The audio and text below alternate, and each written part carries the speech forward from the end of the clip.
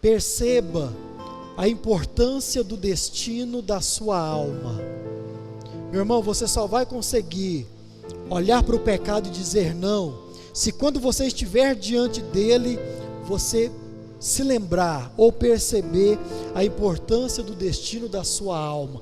Jesus, ele diz isso aí no nosso texto, lá na parte B do verso 30, quando ele diz que é melhor você perder um de seus membros do que ir com o corpo inteiro para o inferno. Irmãos, Jesus está chamando a minha e a sua atenção para algo muito sério, que é o destino da minha e da sua alma. E nós poderíamos resumir esse ponto aqui fazendo uma única pergunta: você já parou para pensar para onde a sua alma está indo nesse exato momento? Você já parou para refletir sobre isso? Que existe um destino final para a sua alma. Toda a alma aqui nessa noite, para você que está em casa, ela está nesse exato momento caminhando para um lugar, e pode ser para o céu ou pode ser para o inferno. É simples assim, não tem um terceiro local, não tem um local intermediário, é direto. Hernandes Dias Lopes diz, e ele cita Tiago falando isso, que quando nós fecharmos os olhos aqui nesse mundo, nós vamos abrir na eternidade. Qual delas, pastor? Porque você que é dessa igreja, você já sabe que quando nós falamos em eternidade, necessariamente nós não estamos falando tão somente do céu, porque a eternidade é um local onde nós vamos, depois dessa vida, e vamos passar, desculpe a redundância, o restante da nossa vida. Agora, existem dois locais quando se fala de eternidade: existe a vida eterna e existe a morte eterna. Já parou para pensar para qual destes a sua alma está indo nesse exato momento?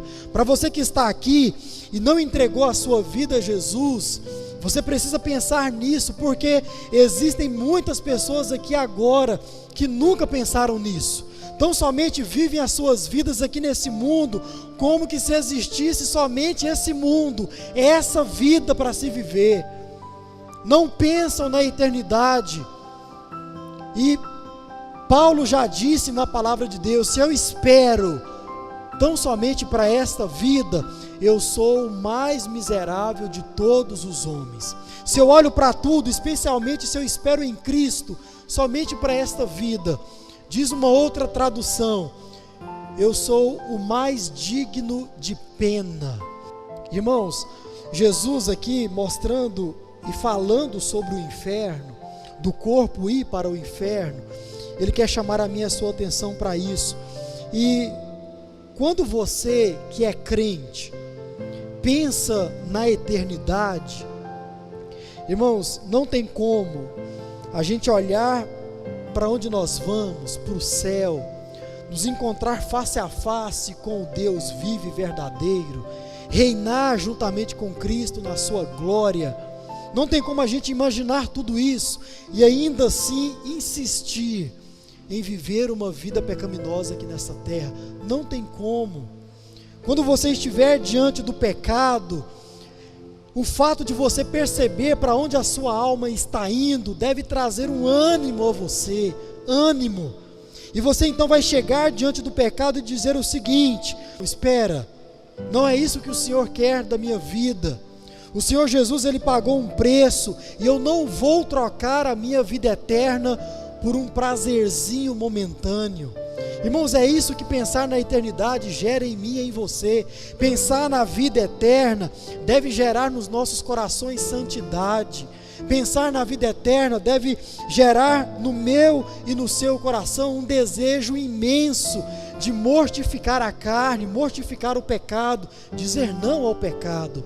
Agora, muitas vezes o que nós fazemos é usar das nossas próprias armas, é usar dos nossos próprios pensamentos, as nossas próprias formas. E muitas vezes nós crentes olhamos para o pecado e dizemos o seguinte: não, eu sou forte o bastante para não cair nesse pecado. Converse, irmão.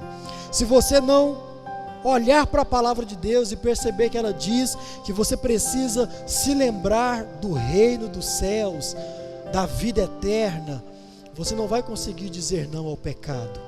Então, que você possa tomar isso como prática. Toda vez que você estiver diante de uma proposta pecaminosa, você diz para você mesmo o seguinte: não, eu não vou trocar a glória eterna por esse prazer momentâneo.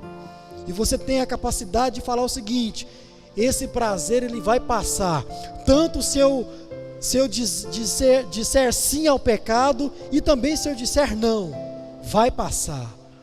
Então é melhor dizer não, que você não vai colher os frutos desse pecado, que você possa se lembrar da eternidade. Segundo,